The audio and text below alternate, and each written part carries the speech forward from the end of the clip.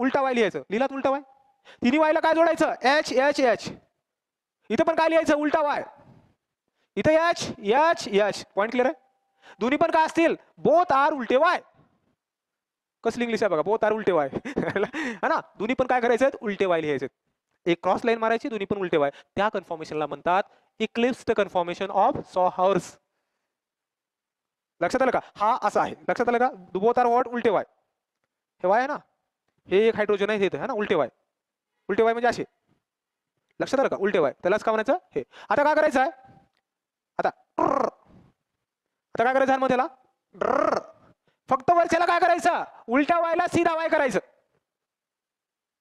उलटा वायला काय करायचं, सीधा वाय करायचं. म्हणजे काय असेल सार्थक याचं, सार्थक, जीवन सार्थक झालं पाहिजे, सार्थक.